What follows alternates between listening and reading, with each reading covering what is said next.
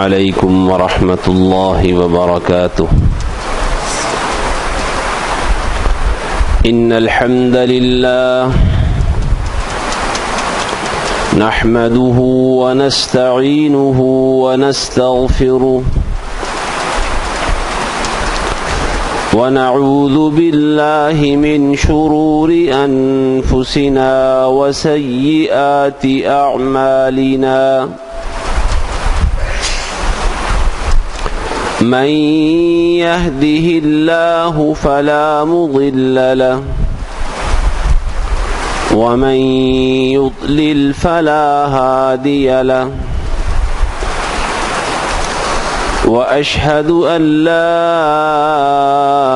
إله إلا الله وحده لا شريك له،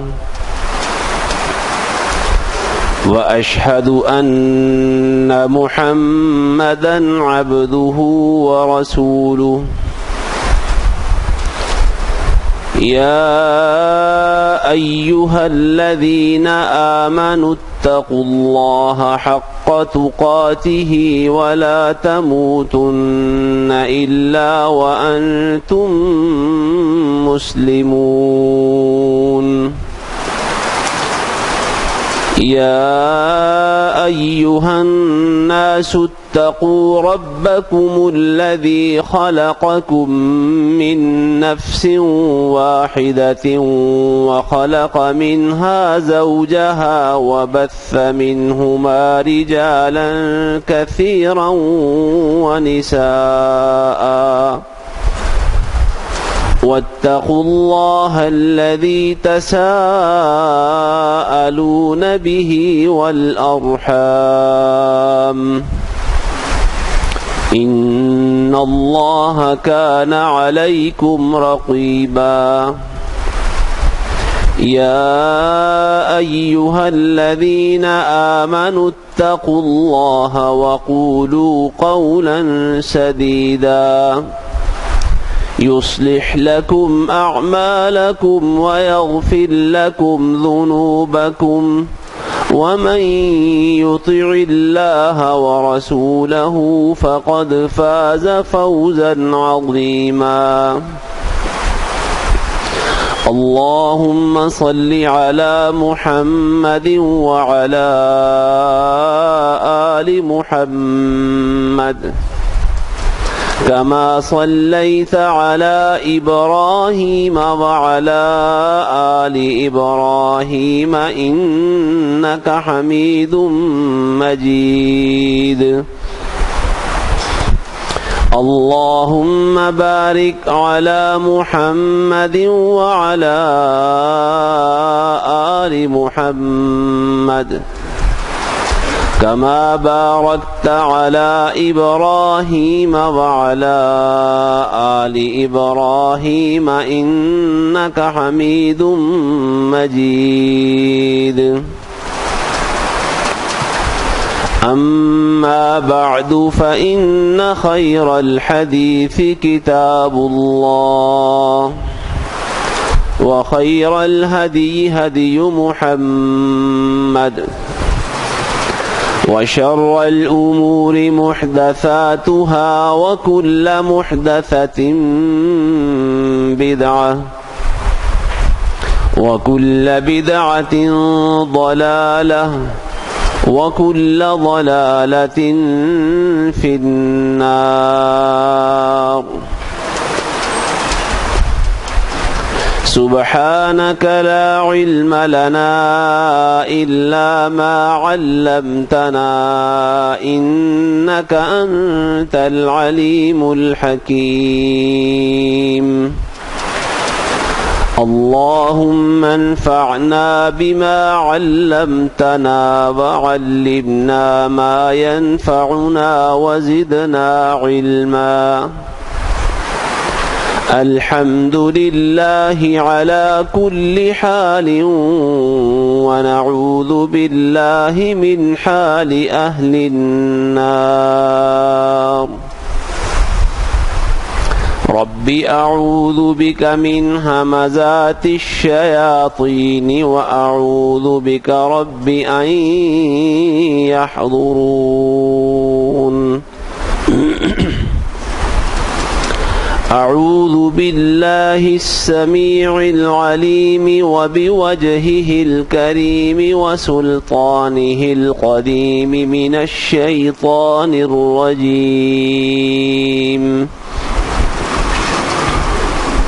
واتل عليهم نبأ ابني آدم بالحق إذ قربا قربانا فتقبل من أحدهما ولم يتقبل من الآخر قال لأقتلنك قال إنما يتقبل الله من المتقين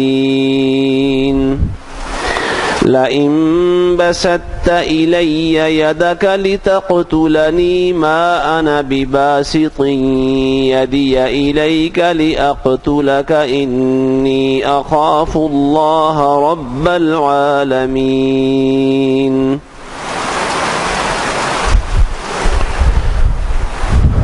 اور تم لوگوں کو آدم کے دونوں بیٹوں کا سچا قصہ سناؤ کہ ان دونوں نے ایک ایک قربانی پیش کی، ان میں سے ایک کی قربانی قبول کر لی گئی اور دوسرے کی قربانی قبول نہ ہوئی۔ اس نے اس سے کہا کہ میں تو اب تمہیں جان سے مار ڈالوں گا۔ اس نے کہا کہ اللہ تو بس متقین سے ہی قبول فرماتا ہے، اگر تم واقعی مجھ پر اپنا ہاتھ اٹھاؤ گے کہ مجھے قتل کر دو تو میں کبھی بھی اپنے ہاتھ تمہیں قتل کرنے کے لیے نہیں اٹھاؤں گا۔ حقیقت یہ ہے کہ میں اللہ سے ڈرتا ہوں جو تمام جہانوں کا مالک ہے، رب ہے۔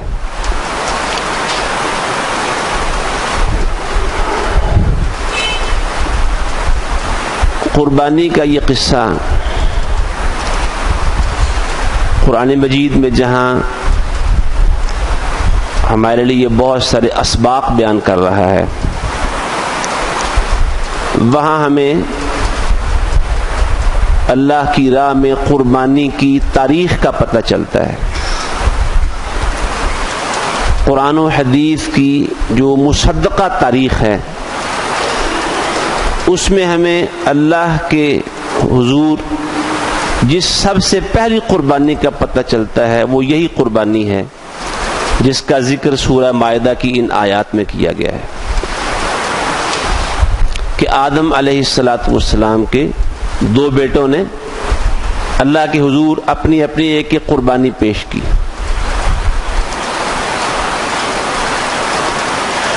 قربانی کا پس منظر کیا تھا وہ مفسرین نے بیان کیا ہے کہ شادی اور رشتہ نکاح کے حوالے سے ایک جھگڑا تھا جس کے فیصلے کے لیے انہوں نے کہ کون سچا ہے اور اس معاملے میں کون جھوٹا ہے، کون یہ رشتہ کرے گا اور کون نہیں کرے گا، اس کے لیے طے یہ ہوا کہ دونوں اللہ تعالیٰ کے حضور اپنے اپنے طور پر ایک قربانی پیش کریں، جس کی قربانی قبول ہو جائے وہ یہ رشتہ کر لے گا اور جس کی قربانی قبول نہ ہو وہ رشتہ نہیں کرے گا۔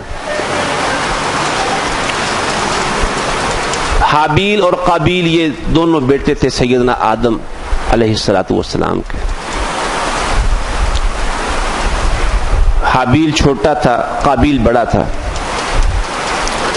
اور بڑا ہونے کی وجہ سے وہ اس کا فائدہ اٹھانا چاہتا تھا کہ میں بڑا ہوں لہذا میری یہ بات مانی جانی چاہیے، اور اس طرح کا ایک اندر خیال آج کل بھی پیدا ہو جاتا ہے۔ کئی دفعہ اس طرح ہوتا ہے کہ کوئی بڑا شخص، بڑا بھائی، بڑا آدمی، رتبے مقام و مرتبے میں بڑا شخص اپنے بڑا ہونے کا ناجائز فائدہ اٹھانے کی کوشش کرتا ہے۔ بڑا ہونے کا ادب و احترام تو الگ ہے، لیکن اس کا یہ معنی نہیں کہ بڑا جو چاہے کرتا پھرے، اسے کوئی پوچھنے والا نہیں۔ اگر کوئی شخص بڑا ہے تو دنیا میں مرتبے کے لحاظ سے بڑا اور چھوٹا ہوگا، اللہ کے ہاں عدل و انصاف کے ترازو میں سب برابر ہیں۔ بہرحال اس نے بڑا ہونے کا فائدہ اٹھانے کی کوشش کی اور فیصلہ یہ ہوا کہ چلو اللہ کے راستے میں قربانی پیش کرتے ہیں، اور اس نے قربانی بھی زمین کے محصولات، گندم کے سٹے، مریل سے بالکل بے جان قسم کی تھوڑی سی گندم وہ قربانی کے لیے اللہ کے راستے میں پیش کرنے کے لیے لے کے آیا، جبکہ چھوٹا حابیل اس نے عمدہ قربانی پیش کی، اپنے مال کا عمدہ حصہ اللہ کے راستے میں پیش کیا۔ ایک کی قبول ہو گئی، دوسرے کی قبول نہ ہوئی، لیکن چونکہ وہ بڑا تھا، پہلے بھی ناجائز جھگڑا کر رہا تھا، اور اب اوپر سے اس کی قربانی قبول نہ ہوئی۔ اس صورتحال میں اللہ کے حضور توبہ کرنے کی بجائے اس کی بڑائی اور بڑھ گئی۔ قرآن مجید نے جس طرح بعض نفاق میں ڈوبے ہوئے لوگوں کا تذکرہ کیا ہے، بعض منافقین کا، کہ ان کی کسی غلطی پر جب انہیں کہا جاتا ہے کہ اتق اللہ سے ڈر جاؤ بھائی، یہ کیا کر رہے ہو، تو ڈرنے اور شرمسار ہونے کی بجائے نتیجہ کیا نکلتا ہے؟ اخذتہ العزت بالاثم، اس کا تکبر اور بڑائی اسے گناہ پر مزید پکا کر دیتے ہیں کہ مجھے کہتے ہو کہ ڈر جاؤ اللہ سے، مجھے کہا اتق اللہ، تم ہوتے کون ہو مجھے یہ کہنے والے، مجھے نصیحت کرنے والے؟ کیسی بد نصیبی ہے۔ وہ نصیحت چھوٹا کرے یا بڑا کرے، کوئی امیر کرے یا غریب کرے، نصیحت قبول کرنا یہی سعادت مندی ہے۔ نصیحت قبول کرنے میں اپنے سٹیٹس کا، مرتبہ اور مقام کا لحاظ نہیں رکھنا چاہیے کہ بندہ پہلے دیکھے کہ مجھے نصیحت کرنے والا ہے کون، کوئی نصیحت کر رہا ہے، کوئی اجنبی، کوئی غریب آدمی، کوئی عام معمولی سا شخص۔ سعادت مندی یہ ہے انسان نصیحت قبول کر لے۔ قربانی قبول نہ ہوئی، اللہ تعالیٰ کے سامنے عجز و انکسار کرنے، گڑ گڑانے اور توبہ استغفار کرنے کی بجائے تکبر اور بڑھ گیا کہ اب تو میں تمہیں جان سے مار ڈالوں گا۔ جس رشتے کا جھگڑا ہے، جب تم زندہ ہی نہیں ہوگے تو جھگڑا کون کرے گا؟ اس نے کہا بھائی دیکھو بات یہ ہے، اگر قربانی تمہاری قبول نہیں ہوئی اور میری اگر ہو گئی ہے تو اس میں کوئی معاملہ اس کے سوا نہیں کہ اللہ رب العزت تقوی والوں کی قربانی قبول کرتا ہے۔ متقین سے اللہ ان کے اعمال، ہر قسم کا عمل، قربانی ہو، نماز ہو، روزہ ہو، زکوٰۃ اور حج ہو، جہاد فی سبیل اللہ ہو، کچھ بھی ہو، اللہ رب العزت صرف متقین کے اعمال قبول کرتا ہے۔ جس شخص میں تقوی نہیں، جس کے عمل میں تقوی نہیں، اخلاص نہیں، اللہ اس کا عمل قبول نہیں کرتا۔ یہ قربانی کا ایک قصہ یہاں ہے۔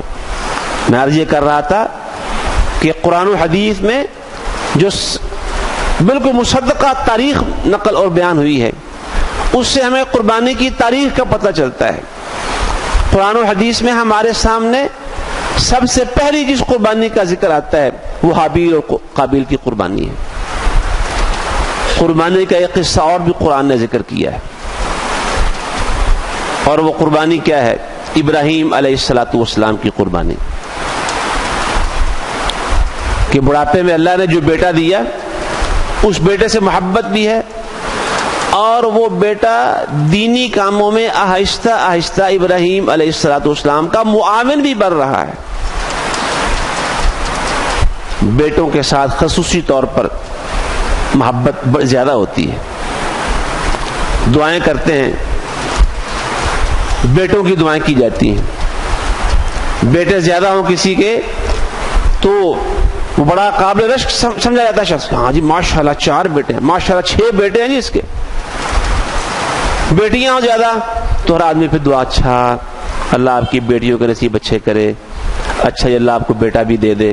وہ دعا دینے والا بھی ایک دفعہ ٹھنڈی سانس لے کے دعا دیتا ہے، تو جیسے یہ کوئی خرابی والی بات ہے۔ تو بیٹا ہے، بیٹا اس سے محبت فطری چیز ہے، اور بیٹا بھی وہ جو بڑھاپے میں جا کے ملا.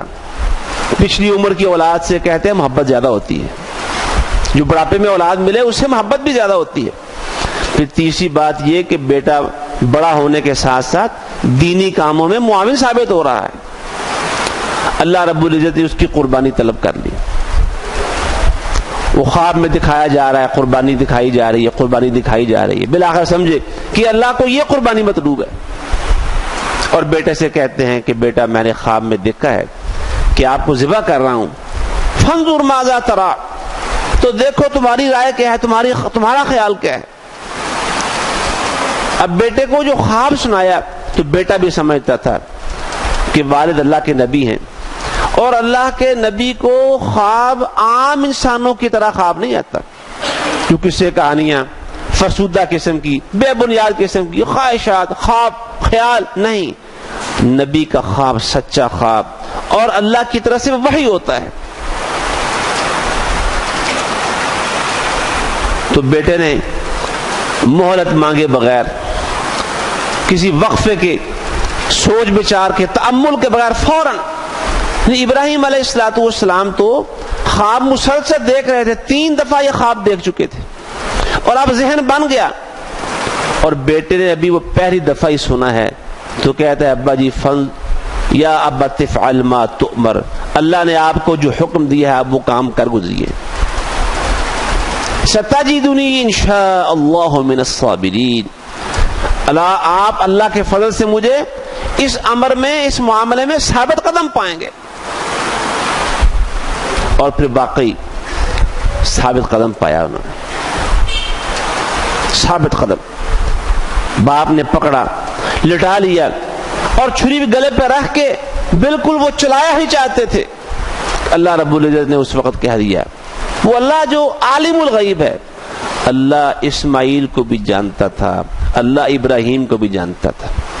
اللہ کو معلوم تھا کہ اسماعیل کیا کرے گا، اللہ کو معلوم تھا ابراہیم کیا کرنے والا ہے. لیکن اللہ نے دنیا والوں کو سب کو دکھانا تھا. ابراہیم علیہ السلام کے جذبہ ایمانی اور اسماعیل بیٹے کا جذبہ ایمانی اللہ کو خوب معلوم تھا. وہ علیم بذات الصدور ہے، مستقبل کے حالات کو جاننے والا ہے. اللہ نے رہتی دنیا تک کے لیے اس قصے اور واقعے کو، قربانی کے اس عمل کو سبق بنانا تھا. بس وہ چھری چلایا ہی چاہتے تھے. اللہ رب العزت کی طرف سے پھر آواز آ گئی، یا ابراہیم قد صدقت الرؤیا، ابراہیم تو نے خواب پورا کر دیا ہے، خواب پورا ہو گیا ہے. جو تم سے مطالبہ کیا گیا تھا وہ تم نے پورا کر کے دکھا دیا ہے. اب دیکھیں اللہ مہر لگا رہا ہے، صدقتا، تو نے اپنا خواب سچا کر دکھایا ہے. جس طرح حابیل و قابیل کی قربانی کے دوران جس کی قبول ہو گئی، اللہ نے اس کی قبولیت سے مہر لگا دی کہ اللہ کن لوگوں کا عمل قبول کرتا ہے. اسماعیل علیہ السلام کی اللہ نے پھر تعریف کی ہے. ایک دفعہ ایسا ہوتا ہے انسان کسی کام کے لیے جذباتی ہو کر ایک دفعہ نا حامی بھر لیتا ہے، ہاں جی میں کروں گا جی بالکل. لیکن جس وقت وہ کام عملاً کرنے کا موقع آتا ہے، اس میں کوئی دشواری، مشکلات اور مشقتیں پیش آئیں، پھر انسان ہمت ہارنا شروع کر دیتا ہے، سوائے اس شخص کے جو بڑا صاحب توفیق ہو، جو بڑا صاحب عزم و عزیمت ہو، اللہ نے جس کو بڑی توفیق دے رکھی ہو. ورنہ انسان عام طور پر ہمت ہار جاتا ہے. اور یہاں بات بھی کوئی پیسے خرچ کرنے کی، وقت لگانے کی نہیں، اپنا گلا کٹانے کی بات تھی، اپنی جان حقیقت میں قربان کرنے کی بات تھی. ایک تو لفظ قربانی ہے نا، ہمارے ہاں بڑا پٹ گیا ہے لفظ قربانی. قربانی دو جی، قربانی دینے کی ضرورت ہے. ہمارے سیاستدان بھی عوام سے عوام قربانی دیں جی، اور پھر یہی سے محاورہ بن جاتا ہے، قربانی کا بکرا ہی بنا لیا ہے. یہ فلاں کام ہوگا، عوام قربانی دے، بس عوام پر کوئی اثر نہیں پڑے گا. عوام کو قربانی کے لیے رکھا ہوا ہے قرآنوں نے، سیاستدانوں نے. اور تنظیمیں جماعتیں دیکھ رہے ہیں، جگہ جگہ قربانی کا لفظ پامال کر دیا گیا ہے۔ مولانا ابو الحسن علی ندوی رحمۃ اللہ علیہ نے لکھا ہے، وہ کہتا ہے لکھنؤ کی زبان میں قربانی کے لفظ کی مٹی پرید کر دی گئی ہے، اتنا عام استعمال ہوتا ہے، لیکن اس کی حقیقت، قربانی کی حقیقت کیا ہے، قربانی کی روح کیا ہے، قربانی کے تقاضے کیا ہیں، اس سے ہماری اکثریت غافل ہے، ہماری اکثریت اس سے نابلد ہے، معلوم نہیں ہے، جاہل ہے اس سے۔ تو یہ جو بات کی تھی کہ ابا جی آپ مجھے اللہ کی توفیق سے ثابت قدم پائیں گے، اور واقعی اس طرح ہوا۔ اللہ نے تعریف کی ہے سورہ مریم میں، وَاذْكُرْ فِي الْكِتَابِ اسماعیل إِنَّهُ كَانَ صَادِقَ الْوَعْدِ، ہماری اس کتاب میں اسماعیل کا تذکرہ کرو، وہ وعدہ پورا کر کے دکھانے والا تھا، وعدہ پورا کر کے دکھانے والا تھا۔ اس نے کہا تھا ابا جی آپ مجھے ثابت قدم پائیں گے، تو واقعی اس نے وعدہ پورا کر دیا، لیٹ گیا بیٹا اور باپ نے گلے پہ چھری رکھ دی، اس نے جزا فضا نہیں کی، کوئی خوف کی کوئی جھرجری، کوئی ایک لہر بھی اس کے جسم سے نہیں گزری تھی۔ جب اللہ کہہ رہا ہے کہ وعدہ پورا کر کے دکھانے والا ہے، اللہ سے زیادہ کوئی جانتا ہے؟ جب اللہ نے سند جاری کر دی کہ اس نے وعدہ سچا کر دکھایا ہے، اس کا مطلب ہے وہ چھری جب رکھی گئی تو خوف کی، پریشانی کی، سراسیمگی کی کوئی ایک ادنا سی لہر بھی سر کی چوٹی سے لے کر پاؤں کے ناخنوں تک جسم سے نہیں گزری تھی۔ یہ بھی قربانی کا سفر جاری ہے ابراہیم علیہ السلام کا دور آ گیا۔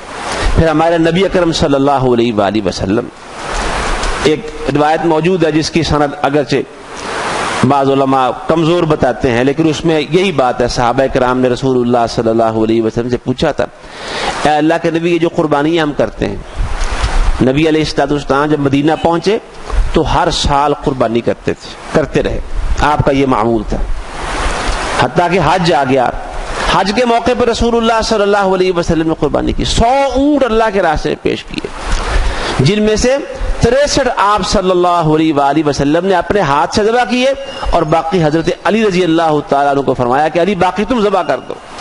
100 اونٹ قربان کیے اللہ کے راستے میں۔ تو آپ سے پوچھا گیا جی ما هذه الاضاحی، یہ قربانیاں ہیں ہم کرتے ہیں، ان کا کیا پس منظر ہے؟ آپ نے فرمایا کہ سنت ابیکم ابراہیم، یہ تمہارے باپ ابراہیم کی سنت ہے، یہ ان کا طریقہ ہے۔ اللہ رب العزت نے ابراہیم علیہ السلام نے جو قربانی پیش کی، اللہ نے اس کا متبادل بھیج دیا، جنت سے ایک دمبا بھیج دیا، وَفَدَيْنَاهُ بِذِبْحٍ عَظِيمٍ، ہم نے ایک عظیم ذبیحہ ابراہیم کے لیے آسمان سے بھیج دیا، جبریل امین وہ ذبیحہ لے کے آئے، اللہ نے کہا قربانی قبول ہو گئی، آپ کو ثواب اسی قربانی کا دیا جائے گا جو آپ نے پیش کر دی ہے، ثواب اسی کا ملے گا، لیکن بدلے میں ہم نے یہ قربانی بھیج دی ہے جنت سے، یہ ذبح کرو اور اللہ کے راستے میں دے دو اسے۔ وہ قربانی ابراہیم علیہ السلام کی سنت ہے۔ ابراہیم علیہ السلام کے قربانی والا یہ قصہ، یہ بھی قربانی کی ایک تاریخ ہمیں بتا رہا ہے، اور بالآخر رسول اللہ صلی اللہ علیہ وآلہ وسلم کی سنت قیامت تک کے لیے اس امت کے لیے اللہ نے قائم کر دی۔ اب یہ جو قصے ہیں، 2 قصے قربانی کے، ان میں غور کریں، کچھ اسباق ہیں ہمارے لیے، تاریخ بھی سامنے آ گئی اور کچھ اسباق بھی دیکھیں کہ قربانی یا کوئی بھی انسان کا عمل اللہ کے ہاں قبول ہونے کے لیے اس کی شرائط کیا ہیں۔ تقوی ہونا چاہیے، یہ موضوع اگرچہ ایک الگ سے پورے خطبے کا تقاضا کرتا ہے کہ قربانی یا کسی بھی عمل کی قبولیت کی شرائط کیا ہیں۔ اللہ نے توفیق عطا فرمائی تو اگلے خطبے کے اندر اس پر مفصل بات کریں گے، لیکن ان 2 قسموں کے درمیان سے جو بات سمجھ میں آ رہی ہے کہ اعمال کی قبولیت کے لیے تقوی شرط ہے، تقوی ہوگا، اخلاص ہوگا، للہیت ہوگی تو عمل قبول ہوگا، ورنہ انسان کا عمل اللہ کے ہاں قبول نہیں ہوگا۔ اور تقوی کیا ہے، اس کی بہت ساری تعریفیں اور وضاحت اہل علم نے لکھی ہیں، ان میں سے ایک قول میں آپ کے سامنے رکھتا ہوں۔ تقوی یہ ہے کہ انسان کا دل ایک اللہ کی محبت اور اسی ایک اللہ کے ڈر اور خوف سے لبریز ہو۔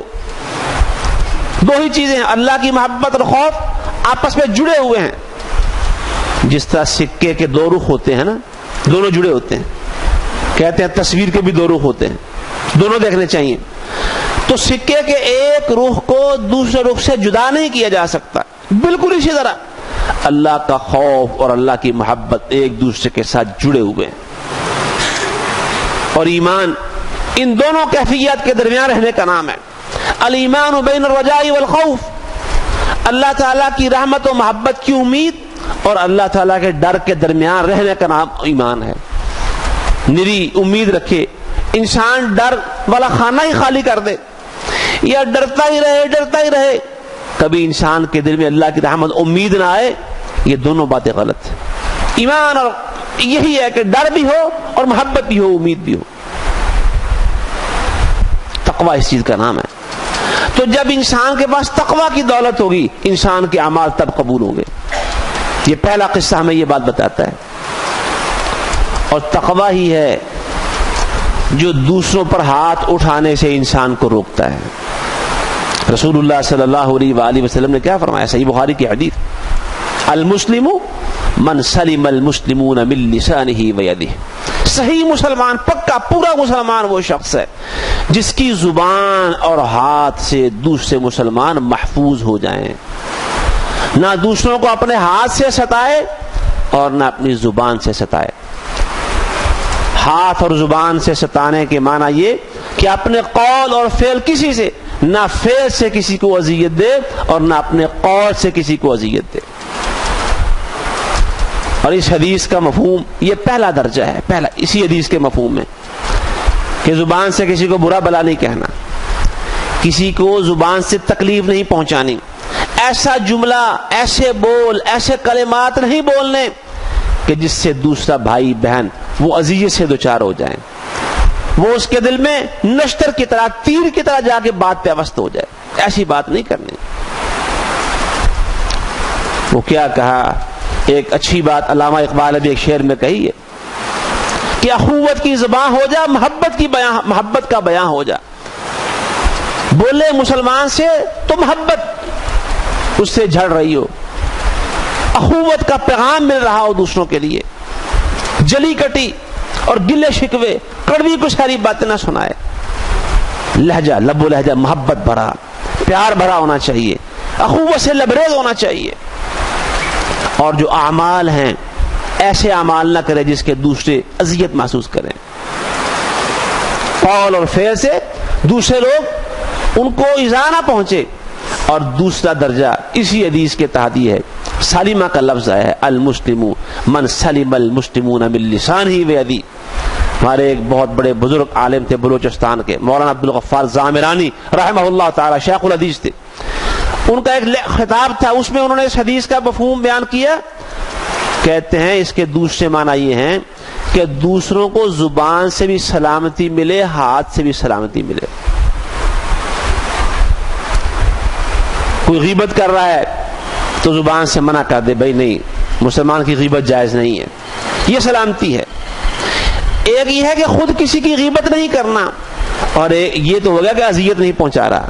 ایک یہ ہے زبان سے کسی کو برا بلا نہیں کہنا، زبان سے کسی کو گالی نہیں دینی، اور ایک یہ ہے کہ کوئی اگر گالی دے رہا ہو، کسی بھائی کو اذیت دے رہا ہو، دوسرے بھائی کو غیبت کر رہا ہو، اسے منع کر دے، نہیں بھائی، مسلمان کو گالی دینا اللہ کی نافرمانی ہے، مسلمان کو گالی دینا رسول اللہ صلی اللہ علیہ وسلم کا فرمان ہے کہ اللہ کی نافرمانی ہے، سباب المسلم فسوق۔ اور یار غیبت نہ کرو یار، غیبت کرنے سے نیکیاں برباد ہوتی ہیں، اپنی زبان کو، اپنے اعمال کو بچاؤ غیبت سے، اور مجھے بھی بچاؤ۔ یہ درجہ کون سا ہے؟ یہ سلامتی پہنچا رہے ہیں، عزتیں بچا رہے ہیں، عزتیں محفوظ کر رہے ہیں۔ اور اسی طرح اگر کوئی شخص اپنے عمل سے کسی دوسرے بھائی کا نقصان کرنے پر تلا ہوا ہے، اسے اللہ کا خوف دلائے اور اس بھائی کو نقصان پہنچانے سے منع کر دے، اس کو یہ ہے کہ قول اور فعل سے دوسروں کو سلامتی مل رہی ہے جب تقوی ہوتا ہے۔ وہ ایک بھائی چونکہ تقوی سے خالی تھا، وہ کہہ رہا تھا میں تمہیں جان سے مار دوں گا، اور یہ کیا کہہ رہا ہے کہ اگر تم نے مجھے مارنے کا تہیہ کر ہی رکھا ہے تو سن لو، میں اپنا ہاتھ تمہیں قتل کرنے کے لیے کبھی نہیں اٹھاؤں گا، جوابی کارروائی بھی نہیں کروں گا۔ حقیقت یہی ہے، جب تقوی انسان میں ہوتا ہے تو انسان دوسروں کی ایذا آسانی سے بچتا ہے. جب دوسروں کو اذیتیں پہنچاتے ہیں، تکلیفیں دیتے ہیں اور اس کی مطلق پرواہ نہیں کرتے، اس کا مطلب ہے دل تقوی سے خالی ہو گیا ہے. تو قربانی کے اس پہلے قصے کا سبق یہ ہے کہ تقوی سے انسان کی نجات ہے. تقوی انسان کو انسان بناتا ہے، انسان کی انسانیت اور اللہ رب العزت کے ہاں اس کا مرتبہ مقام اور قربت کو تقوی کے ساتھ ہے. ان اکرمکم عند اللہ اتقاکم. نبی کریم صلی اللہ علیہ وآلہ وسلم نے خطبہ حجۃ الوداع میں بھی یہ حقیقت واضح کر دی تھی، اے لوگو سارے انسان اولاد آدم اس طرح برابر ہیں جیسے کنگھی کے دندانے برابر ہوتے ہیں. کسی عربی کو اجمی پر اور کسی گورے کو کالے پر کوئی فوقیت حاصل نہیں ہے الا بالتقوی، مگر تقوی کے ساتھ.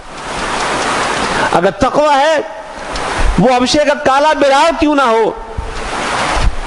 اللہ کے نبی صلی اللہ علیہ وسلم نے پوچھا، بلال آج رات میں نے تمہارے قدموں کی آہٹ جنت کے اندر سنی ہے. تقوی ہو تو حبشے کا کالا بلال موٹے موٹے ہونٹوں اور نین نش والا کیوں نہ ہو، جنت میں اس کی آہٹیں اللہ کے نبی سنتے ہیں. اور اگر تقوی نہیں ہے، وہ پیغمبر کا چچا جس کا حسن یہ تھا کہ اس کو ابو لہب کہتے تھے، چہرہ شعلے مارتا تھا، حسن کے شعلے بلند ہوتے تھے. تقوی نہیں ہے، ایمان نہیں ہے، تو قرآن کیا کہتا ہے؟ تبت یدا ابی لہب وتب ما اغنی عنہ مالہ وما کسب سیصلی نارا ذات لہب. یہ دنیا میں اس کا شعلے مارتا تھا، یہ شعلوں والی آگ کا ایندھن بن جائے گا. مرتبہ اور مقام تقوی کے ساتھ ہے. کسی گورے کو کالے پر، کسی عربی کو اجمی پر کوئی فوقیت حاصل نہیں ہے الا بالتقوی. تو ایک یہ بات، اس قصے کا سبق کیا ہے؟ تقوی، یہ اہمیت ہے اس کی. اور جب تقوی آتا ہے انسان کے ارادے، اس کے عزائم، اس کی حرکات و سکنات، اس کے اقدامات، اس کی موومنٹس، یہ سب چیزیں کنٹرول میں آ جاتی ہیں. کنٹرول میں، زبان کنٹرول میں، اعضاء کنٹرول میں، فیصلے کنٹرول میں. یہ تقوی کو سمجھ لیں. یہ گاڑی چلاتے ہیں جس طرح گاڑی کا ٹائی راڈ ہوتا ہے جو گاڑی کو کنٹرول میں رکھتا ہے. کئی دفعہ اخباروں میں آتا ہے جی گاڑی کا ٹائی راڈ کھل گیا، وہ کھائی میں گر گئی، تو ایک ٹیلے سے ٹکرا گئی، اتنے لوگ مر گئے. یہ ٹائی راڈ ہے انسانی زندگی کا تقوی. ہر چیز کنٹرول میں رہتی ہے. اللہ ہمیں تقوی نصیب فرما دے. اور جو دوسرا قصہ ہے قربانی کا، سیدنا ابراہیم اور اسماعیل علیہ السلام کا، وہاں کیا سبق ہے؟ انسان کے اعمال اور قربانی بالخصوص اللہ کے ہاں کب قبول ہوتی ہے؟ جب انسان دیکھیں، ایک پسند ہے ہماری، ایک چیز، ایک کام جس میں میں اور آپ رغبت رکھتے ہیں، ہماری پسند ہے، آپ کی پسند ہے، کسی اور چھوٹے اور بڑے کی پسند ہے، اور ایک اللہ کی پسند ہے، ایک اللہ کی چاہت ہے. اللہ کیا پسند کرتا ہے بندے سے؟ بس اللہ کی پسند کو اپنی پسند پر ترجیح دینے کے اندر انسان کی کامیابی ہے. جو بات اللہ کو پسند ہے، ایک محبت ہے ہماری فطری محبت، اور ایک اللہ کی محبت ہے. اولاد سے محبت، بیوی سے محبت، ماں باپ سے محبت، مال سے محبت، گھر بار کاروبار سے محبت، تجارت سے محبت، یہ ساری فطری محبتیں ہیں. اور ایک ہے اللہ کی محبت. اللہ یہ چاہتا ہے کہ اللہ کی محبت، اللہ کی چاہت دنیا کی ساری چاہتوں، ساری محبتوں پر غالب ہونی چاہیے. یہ جو قصہ ہے قربانی کا، ابراہیم اور اسماعیل علیہ السلام کا، اس کی تفسیروں میں علماء کرام نے بڑے بڑے نکات بیان کیے ہیں. یہ بھی لکھا سید ابو الحسن علی ندوی رحمۃ اللہ علیہ نے. اللہ تعالیٰ یہ دیکھنا چاہتا تھا، یہ اپنے ان دونوں نبیوں کے ذریعے لوگوں کو دکھانا یہ چاہتا تھا کہ اللہ کی محبت زیادہ ہے یا بیٹے کی محبت زیادہ ہے. امتحان یہ تھا کہ اللہ کی محبت زیادہ، کیونکہ بیٹا ملا ہے 80 سال کی عمر میں جا کے، بڑھاپے میں، اور وہ کہہ بھی رہے ہیں الحمدللہ الذی وہب لی علی الکبر اسماعیل و اسحاق. اللہ کا شکر ہے جس نے بڑھاپے میں اسماعیل دیا اور اسحاق دیا ہے. بڑھاپے کی اولاد. دیکھنا یہ تھا کہ ابراہیم جب بیٹے کو دیکھتا ہے، ہوتا ہے نا انسان جب گھر میں بیٹا ایک ہی ہو، اگر دو ہوں تین بھاگ رہے ہیں اور پل بڑھ رہے ہیں تو کہتے ہیں لوگ, یہ میں نے باتیں سنی ہیں, یہ بیٹوں کو دیکھ کے نا ماں باپ کا خون بڑھتا رہتا ہے.